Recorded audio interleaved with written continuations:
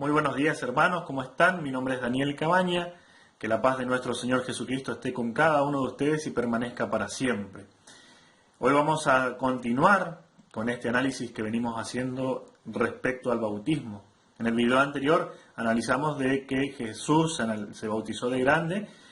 Entonces vamos a analizar hoy, en este video, el argumento de que los hermanos separados dicen: los niños no tienen pecado, por eso no deben bautizarse. Sin más preámbulos, arrancamos con el tema. Ellos se basan especialmente en la cita Hechos 2, 37-38. Se las leo.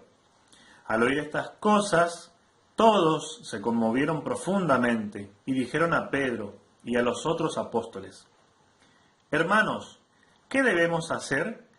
Pedro les respondió: conviértanse y háganse bautizar en el nombre de Jesucristo para que les sean perdonados los pecados. Entonces, nuestros hermanos separados dicen con este punto: los niños no pueden convertirse. La cita es clara al decir: conviértanse y háganse bautizar. Por lo tanto, la lógica de ello es: los niños no pueden convertirse, los niños no pueden bautizarse. ¿Sí? Entonces, a esto vamos a analizar lo que la Iglesia Católica responde. Primero y principal, encontramos que es una cita mutilada, una cita sacada de contexto, una cita donde ellos aíslan solamente ese verso. Ellos leen: Pedro le respondió, conviértanse, háganse bautizar en el nombre de Jesucristo para que les sean perdonados los pecados y así recibirán el don del Espíritu Santo, pero no leen el verso 39. En el verso 38 observamos claramente que Pedro y los apóstoles le estaban hablando a adultos, ¿sí? Y en el verso 39 viene la referencia a los hijos, a los niños. En el verso 39 dice: porque la promesa ha sido hecha a ustedes, adultos, a ustedes, a los que le estaba hablando, y a sus hijos. Es decir, la promesa no solamente era para los adultos a quien se le estaba hablando, sino también para sus hijos. ¿Qué promesa?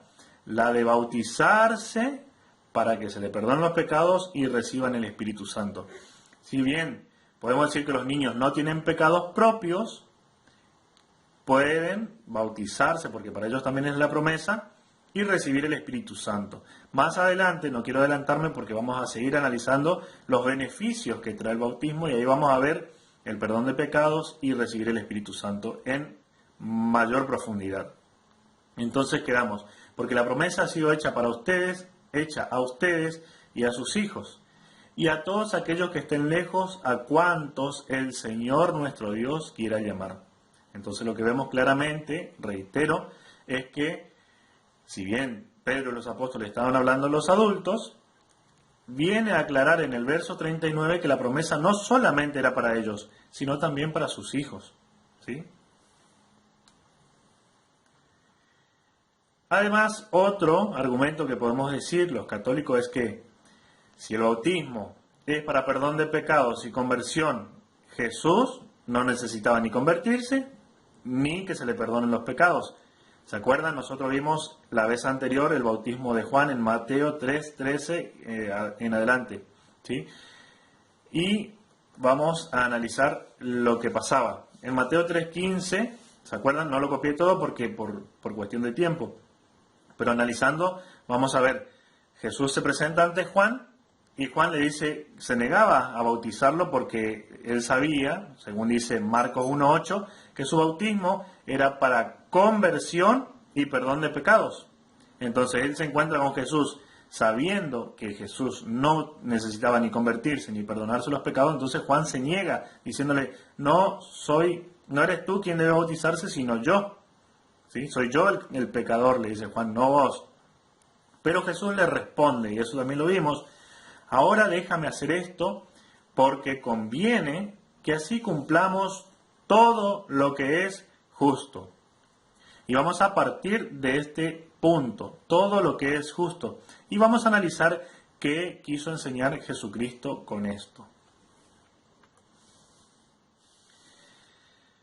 Para analizar esto tenemos que preguntarnos qué pasa con el que no se bautiza, ¿sí? Y vamos a analizar una cita bíblica donde nos viene a enseñar justamente este punto específicamente.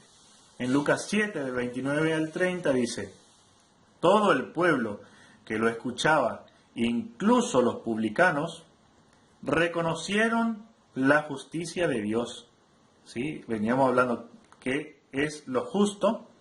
Entonces dice que todo el pueblo reconocían la justicia de Dios. ¿Cómo la reconocían? Dice ahí: recibiendo el bautismo de Juan, siendo que el bautismo de Juan era un bautismo provisorio, un bautismo que no iba a ser el definitivo como el de Jesucristo. Eso lo vimos en Marcos 1:8, ¿sí? Yo los bautizo con agua, pero viene detrás de mí quien los bautizará con agua y Espíritu Santo. Yo no soy digno ni de atarle la sandalia, decía Juan. Y sin embargo, a través de ese bautismo, los publicanos inclusive reconocían la justicia de Dios. Vamos a ver en este punto, en el 30, el que sigue, qué pasaba con aquellos que no se bautizaban. Pero los fariseos y los doctores de la ley, al no hacerse bautizar por él, por Juan está hablando en este caso, frustraron el designio de Dios para con ellos. Frustraron el designio de Dios para con ellos. Entonces vemos acá dos tipos de personas. Unos que se hacían bautizar con el bautismo de Juan, reconociendo o recibiendo el bautismo de Juan, reconocían la justicia de Dios. Y por otro lado tenemos a los fariseos que no se hacían bautizar y frustraban el plan de Dios. Entonces podemos concluir que un padre que no quiera bautizar a su hijo frustra el plan que Dios tiene para ellos, tal cual lo hacían los fariseos. Y vamos a ver, recién analizamos las dos personas, ¿no? Quien no se bautiza y quien se bautiza. ¿Qué pasa con los que sí decidimos bautizarnos o bautizar a nuestros niños? Al bautizarnos pasa como pasó en el bautismo de Jesús, tal cual. Y vamos a analizar qué fue lo que pasó. Hoy ya no desde la cita de Mateo, sino de la cita de Lucas, que narra la misma situación. Lucas 3, 21, 22. Todo el pueblo se hacía bautizar, lo que veíamos recién. Y también fue bautizado Jesús. Y mientras estaba orando, se abrió el cielo, y el Espíritu Santo descendió sobre él en forma corporal como una paloma. Se oyó entonces una voz del cielo: tú eres mi Hijo muy querido, en quien tengo puesta toda mi predilección. El título anterior decía: al bautizarnos nos pasa lo mismo que a Jesucristo. ¿Y qué nos pasa? Que se abre el cielo, desciende el Espíritu Santo sobre nosotros y Papá Dios nos reconoce como hijos. Somos también hijos predilectos de nuestro buen Dios. Jesucristo, a través de su mérito, hizo que nosotros seamos hijos adoptivos de Dios. ¿Dónde encontramos esto?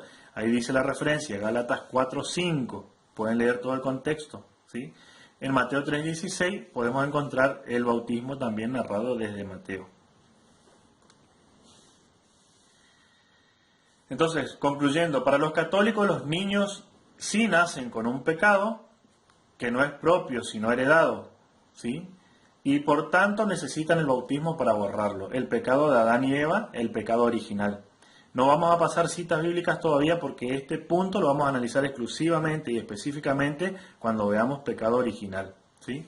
Pero es la conclusión. Nosotros sí sabemos que los niños vienen con un pecado que no es de ellos no lo cometieron, sino que viene heredado por un solo hombre, entró el pecado al mundo, dice la Biblia, ¿no? Entonces, el pecado ese viene heredado. Y a través del bautismo, nosotros pasamos a ser hijos de Dios y recibimos el Espíritu Santo, ¿sí? Es necesario que los niños se bauticen, ¿sí? Y bueno, eso ha sido todo. Espero que les haya gustado. Si les gusta, suscríbanse a este canal para recibir novedades cada vez que subamos un video.